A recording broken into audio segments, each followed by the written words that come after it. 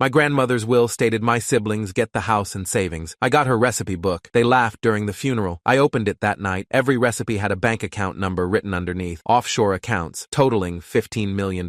Grandma trusted only me. Siblings lost it. My brother Kevin laughed so hard, he knocked over his water glass. A recipe book? That's it? He wiped his eyes, still wheezing. Guess we know who the favorite wasn't. 23 people in that lawyer's office. 23 members of my family watching me get publicly humiliated at my grandmother's will reading. And Kevin, 34 years old, finance bro, hadn't visited Grandma Rose once in the last decade, was treating it like a comedy show. Sarah, my sister, didn't even try to hide her smirk. Maybe you can bake your way out of that studio apartment, Marcus. Open a little pierogi stand on the corner. More laughter. From cousins, from aunts, from people who'd spent Grandma's funeral talking about what they'd inherit instead of what they'd lost. The lawyer, Patricia Okonkwo, estate specialist, 26 years of practice, cleared her throat, tried to restore some dignity to the proceedings, but the damage was done. Kevin got the house, 3-bedroom Victorian in Oak Park, worth $890,000 in the current market. Sarah got the savings, $47,000 in accounts, plus the car, plus the jewelry. I got a recipe book, a falling apart, rubber band held together, stained cover recipe book that smelled like paprika and memories. Kevin patted my shoulder on the way out, squeezed a little too hard. Don't worry, little brother. I'll let you visit Grandma's house sometimes, if you ask nicely. I didn't respond, couldn't. Just stood there holding that book while my family filed out, still chuckling about poor Marcus and his cookbook inheritance. That night, alone in my apartment, I finally opened it, and my entire life changed. My name is Marcus Nowak, 29 years old, high school history teacher on the south side of Chicago, $52,000 a year, $47,000 in student loans, studio apartment in Pilsen that costs more than it should. I'm the youngest of 3. Kevin's the oldest, 5 years ahead of me. Sarah's in the middle. Growing up, they were the stars. Kevin was the athlete, the class president, the one who went to Northwestern on a partial scholarship and turned it into a career in private equity. Sarah was the beauty queen, the social butterfly, the one who married well and divorced better. I was the quiet one, the one who read books instead of playing sports, the one who'd rather spend Saturday afternoons with Grandma Rose than at Kevin's football games. That's how it started. When I was 8 years old, my parents dropped me off at Grandma's apartment because they needed someone to watch me while they drove Kevin to an out-of-state tournament. Sarah was at a sleepover. I was the leftover. Grandma Rose opened her door and smiled like I was the most important person in the world. Come, Marcus. Today I teach you to make pierogi. Real pierogi, not that garbage from the freezer. I spent the whole afternoon in her tiny kitchen, flour on my hands, learning to fold dough while she told me stories about the old country, about surviving the war, about coming to America with nothing but a suitcase and a determination to build something better. From that day on, I visited every Sunday, every single Sunday for 21 years. We'd cook together. She'd teach me her recipes. Pierogi, borscht, galabki, babka. She'd tell me about her life, her bakery, which she'd sold decades ago, her husband, my grandfather, who died before I was born, her dreams, her regrets, her wisdom. I was the only one who came. Kevin was too busy. Sarah was too important. My parents were too tired. The cousins had their own lives. Just me and Grandma Rose every Sunday, 2 p.m. sharp, until the day she died. She passed on a Tuesday in September. 91 years old. Went to sleep and didn't wake up. The best way to go, everyone said. Peaceful. I was the one who found her. I'd gotten worried when she didn't answer her phone Sunday afternoon. Drove over Monday night. Used my key she'd given me 1 year ago for emergencies and found her in bed, hands folded, expression calm, like she'd been ready. The funeral was 3 days later. Standing room only, which surprised me. Grandma Rose had outlived most of her friends, but apparently she'd touched more lives than I knew. Former employees from the bakery, neighbors she'd helped over the years, people from the old community who remembered her kindness. Kevin gave the eulogy, made it about himself, mostly. She taught me the value of hard work. She inspired me to succeed. He hadn't visited her in 10 years, but you'd never know it from his speech. Sarah cried on cue. Perfect makeup running in photogenic streaks. She posted about it on Instagram within the hour. Missing my Babsia today. She was my rock. She'd called Grandma Rose maybe twice a year. Christmas and her birthday. Never more than 10 minutes. I sat in the back and said nothing. Held the grief inside where no one could see it. At the reception afterward, I overheard Kevin and Sarah talking. You think the house is worth more or less than $850? More, probably. That neighborhood's hot right now. We should sell fast. Split it 3 ways? Sarah laughed. Why would we split with Marcus? He'll get whatever she leaves him. Probably some old costume jewelry. They didn't know I was listening. Or maybe they didn't care. The will reading was a week later. I'd expected something small. Maybe a few $1,000s. Maybe some of her jewelry. Nothing valuable, but sentimental. Maybe the photo albums she'd kept from the old country. Instead, I got the recipe book. Kevin got the house. Sarah got the savings. And everyone laughed. I drove home in a daze. Sat in my apartment staring at that book for hours. Couldn't bring myself to open it. It felt like another rejection. person, like even Grandma Rose, who I'd loved more than anyone, had decided I wasn't worth much. Around midnight, I finally cracked the cover. The first page was her pierogi recipe, handwritten in her careful script, the same one she'd used to write me birthday cards every year. Ingredients, measurements, instructions, the same recipe she'd taught me when I was 8. At the bottom of the page, in much smaller writing, almost hidden in the corner, CH 847291 Zurich. I frowned. Thought it was a printing notation, something from wherever she'd gotten the book. Turned to the next page. Borscht recipe. At the bottom, SG 338471 Singapore. My heart started beating faster. Next page. Galabki. LI 229847 Liechtenstein. I flipped through the whole book. 47 recipes. 47 strings of numbers and letters. Each one different. Each one formatted the same way. 2 letters, 6 digits, a location. Bank accounts. These were bank account numbers. I didn't sleep that night. Just sat there, turning pages, counting entries, trying to understand what I was looking at. It seemed impossible. Grandma Rose had lived in the same apartment for 40 years. Same furniture since the 70s. Same wardrobe. She clipped coupons until the week she died. Everyone thought she was poor. But these numbers. At 8 a.m. Chicago time, I called the first bank, UBS in Zurich. It took forever to get through the automated systems, to find someone who spoke English, to explain what I was trying to do. I'm trying to verify an account. The number is CH847291. The account holder was Rosa Nowak, recently deceased. I'm her grandson and sole heir to this asset. The representative put me on hold. 10 minutes, 20, 30. Then she came back. Sir, I've verified the account. Before I can release any information, I'll need documentation proving your identity and inheritance rights. That's fine, but can you tell me, is this account active? Is there anything in it? Pause. Sir, the current balance is approximately $340,000 USD. I almost dropped the phone. I'm sorry, 340,000? Approximately, yes. The exact amount fluctuates with exchange rates. This account has been dormant for several years, but remains active. I thanked her, hung up, stared at the wall. Then I called the next number. Singapore, $890,000. Then Liechtenstein, 1.2 million. Then Luxembourg, 2.4 million. By noon,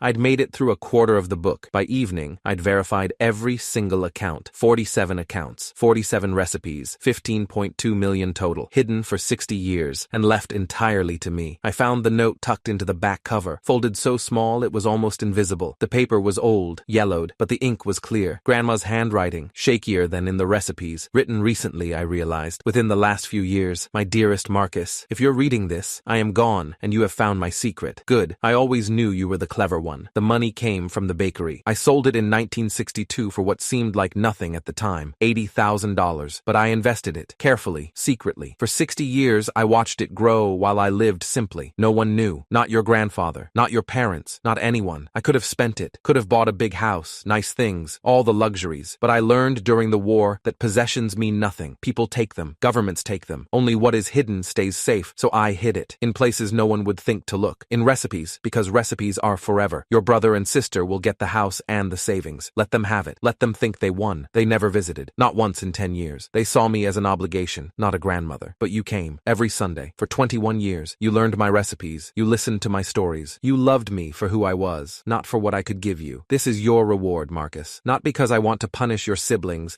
but because you earned it. You were there. You cared. You were my family when no one else bothered. Use this money wisely. Build a life. Find happiness. And if you ever share this story, tell them the truth. The real inheritance isn't money. It's time. It's presence. It's love. Your siblings got exactly what they deserved. Nothing. Love always. Babsia Rose. I didn't tell anyone. Not for 3 months. The first thing I did was hire a lawyer. Adrian Okafor, international estate specialist at Morrison & Partners, 18 years of experience with cross-border asset recovery. I found her through a recommendation from a college friend who'd become a corporate attorney. This is unprecedented, she said after reviewing the documents. Your grandmother created an entirely separate estate structure hidden within a personal item bequeathed specifically to you. Legally, these accounts are not part of the primary estate. They're yours. My siblings won't see it that way. Your siblings don't have standing to contest. The accounts were never disclosed as assets because they were hidden. They were transferred to you through a personal bequest, the recipe book, not through the general estate distribution. She paused. This is actually quite brilliant. Your grandmother essentially created a parallel inheritance structure that bypasses normal probate entirely. So it's legal? Completely. Though I'd recommend working with the relevant tax authorities proactively. The IRS will want their share of anything repatriated. But the underlying ownership is clean. We spent the next 3 months doing exactly that. Consolidating accounts, working with foreign banks and their labyrinthine verification processes, filing the necessary paperwork with Treasury and the IRS, setting up trusts, investment vehicles, officials, legal structures to protect the assets. By November, everything was in place. 15.2 million, legally mine, and my siblings had no idea. Kevin called the week before Thanksgiving. We're having dinner at Grandma's house. My house now. He always emphasized that. You can bring a dish, something from that recipe book. He laughed. Still thought it was hilarious. Sure, I said. I'd love to come. I spent the next week preparing. Not food, documents, bank statements, account summaries, legal certificates of ownership, the note from Grandma Rose, carefully preserved. Everything organized, copied, ready to present. My lawyer reviewed the package. You're sure about this? Adrienne asked. You could just move on. Never tell them. Live your life. They laughed at me. At her funeral, they mocked what she left me while she was barely in the ground. Revenge isn't always satisfying. This isn't revenge. This is truth. She nodded slowly. Then make sure they understand. This isn't about the money. This is about what the money represents. I understood perfectly. Thanksgiving Day. I pulled up to Grandma's house, Kevin's house now, at 3 p.m. The driveway was full. Mercedes, BMW, Lexus. My family had done well for themselves, at least materially. I parked my 8-year-old Honda Civic on the street, walked up the path I'd walked 1,000 times as a kid. Kevin answered the door. Big smile, firm handshake. Marcus, glad you could make it. What did you bring? I held up a pie box. Apple, from Grandma's recipe. Perfect. Put it with the other desserts. The house was full. 30 people, maybe more. Aunts, uncles, cousins, Kevin's wife Jessica, Sarah's new boyfriend Todd. Everyone dressed nicely. Everyone drinking wine and making small talk. I moved through the crowd, accepted hugs from relatives I barely knew, listened to conversations about stock portfolios and vacation homes and all the things people with money talk about. Sarah found me in the kitchen. Marcus, you actually came. She seemed surprised. Cute pie. Very domestic. Thanks. Nice to see you too. Love what Kevin's done with the place. New countertops, new appliances. He's really making it his own. I looked around. She was right. Kevin had already started renovating. New cabinets where Grandma's originals had hung for 50 years. New tile where her linoleum had been. New everything. Erasing her piece by piece. It's different, I said. Better. Grandma's taste was so dated. Sarah wrinkled her nose. No offense. I know you were close. None taken. Dinner was served at 4:30. Traditional spread. Turkey, stuffing, mashed potatoes, green beans. Nothing from Grandma's recipes, I noticed. Nothing from the old country. Just standard American Thanksgiving, catered from some upscale grocery store. Kevin stood at the head of the table, raised his glass. I want to make a toast to family, to this beautiful house that Grandma Rose left us, and to her memory, may she rest in peace. Everyone raised their glasses. To Grandma Rose, I raised mine too, smiled. Then I stood up. Actually, I have something to share. Kevin frowned. Marcus, we're about to eat. It'll just take a minute. I pulled the folder from my bag, thick manila envelope. Everyone watched, confused. At the will reading, you all remember what I inherited. Grandma's recipe book. Kevin snorted. How could we forget? Kevin laughed about it. Sarah made jokes. Everyone thought it was worthless. Sarah shifted uncomfortably. Marcus, we were just... Let me finish. I opened the folder. The recipe book had something hidden in it. On every page, in the margins, small numbers that looked like nothing if you didn't know what you were looking at. I pulled out the first bank statement. Account numbers, 47 of them. For offshore accounts Grandma had been building for 60 years. The room went silent. This is a statement from UBS Zurich. Account balance, $340,000. I laid it on the table. This is from DBS Singapore, $890,000. Another sheet. Bank of Liechtenstein, $1.2 million.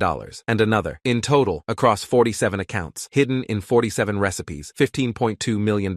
Kevin's face went white, then red, then a color I don't have a name for. That's impossible. It's not. I've spent 3 months verifying every account, working with lawyers, consolidating the assets. I pulled out the legal documents. These are the certificates of ownership. These are the tax filings. This is the letter from my attorney confirming that everything has been legally transferred to my name. I spread the papers across the table. Bank statements, legal certificates, account summaries, proof. Sarah grabbed one of the sheets, read it. Her hands were shaking. This has to be fake. Grandma was poor. She clipped coupons. She clipped coupons because she was smart, because she'd survived the war and learned that the only safe money is hidden money. I pulled out Grandma's note. She also left me this. I read it out loud. Every word. The part about the bakery, the part about hiding, the part about Kevin and Sarah never visiting. Your siblings got exactly what they deserved. Nothing. The silence was absolute. Kevin stood up so fast his chair fell over. This is fraud. You forged those documents. You manipulated a dying old woman. I found them a week after she died. I've done nothing except verify what she left me. That money should be split equally. We're family. Family visits, family calls, family shows up. I gathered the papers. When was the last time you saw her, Kevin? Before the funeral? He didn't answer. It was 2014, her 85th birthday. You stayed 45 minutes and spent most of it on your phone. I was busy. You were always busy. Too busy to visit. Too busy to call. Too busy to care about anything except what you'd get when she died. I looked at Sarah. And you. You called her twice a year. 15 minutes total. Never once asked how she was actually doing. Never once offered to help with anything. Sarah was crying now. Grandma loved us. She tolerated you. She loved me because I was the only one who actually showed up. I tucked the folder under my arm. I'm going to leave now. Thank you for dinner. It was illuminating. Kevin grabbed my arm hard. You can't just leave. That money belongs to the family. That money belongs to me. Grandma made sure of it, legally, deliberately, because she knew exactly who you were. I pulled my arm free. Contest it if you want. Spend what little you have on lawyers. My attorney already told me, you'll lose. The accounts were never part of the disclosed estate. They were hidden assets, bequeathed through a personal item,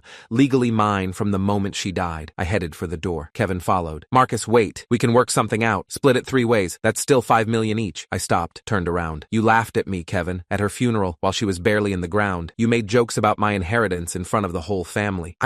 You were just showing everyone exactly who you are. Greedy, entitled, cruel. I looked past him, at the room full of relatives watching this unfold. All of you were. I opened the door. Grandma Rose survived the Holocaust, built a life from nothing, created a secret fortune through decades of patience and discipline, and she chose to leave it to the one person who actually loved her. I stepped outside, felt the cold November air on my face. You got exactly what you earned. A house you'll have to pay taxes on, savings you've probably already spent, and the knowledge that Grandma knew. She always knew. I walked to my car. Behind me, I heard Kevin screaming. Something about lawyers, something about family, something about fairness. I didn't look back. Kevin did contest the will, hired an attorney, Richard Castellano, estate litigation specialist, and filed a challenge in probate court within 2 weeks, claimed undue influence, claimed diminished capacity, claimed anything he could think of to invalidate Grandma's hidden gift. His attorney requested all documentation related to the offshore accounts. My attorney provided it. Every bank record, every transaction history, every piece of evidence showing that Grandma had been building these accounts since 1962, decades before any alleged influence I could have had. The judge, Honorable Margaret Oyalaran, 28 years on the bench, reviewed everything. Mr. Nowak, she said to Kevin during the hearing, your grandmother maintained these accounts for 60 years. Your brother was 8 years old when she began this process. The suggestion that he somehow influenced her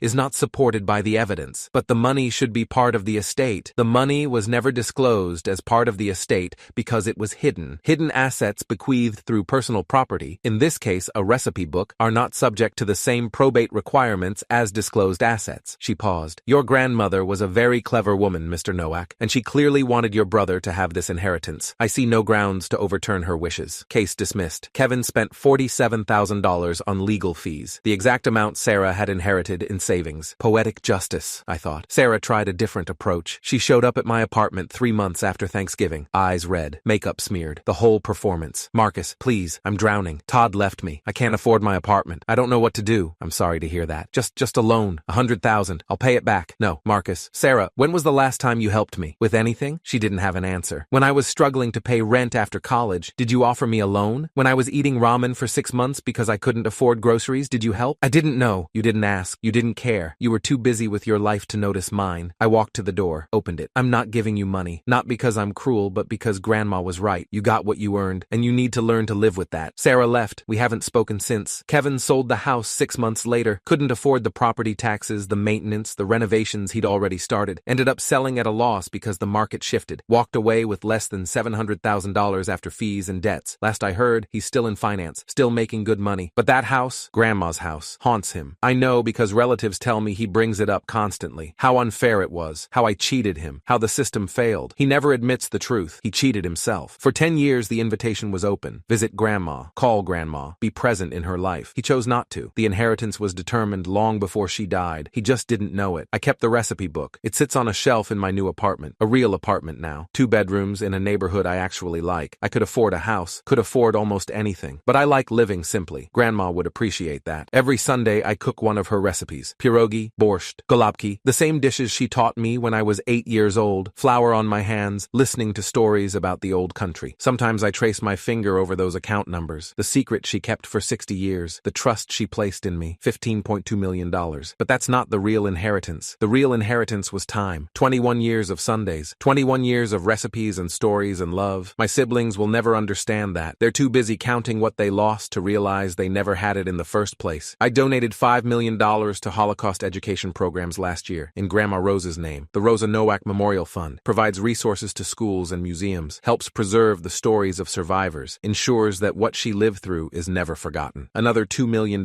went to scholarships for first-generation college students. Kids like I was, struggling to afford an education, trying to build something from nothing. The rest is invested, growing slowly, waiting for the right opportunities to do more good. Grandma didn't leave me that money so I could buy fancy cars and take expensive vacations. She left it because she trusted me to use it wisely, to honor what she built. I'm trying, every day.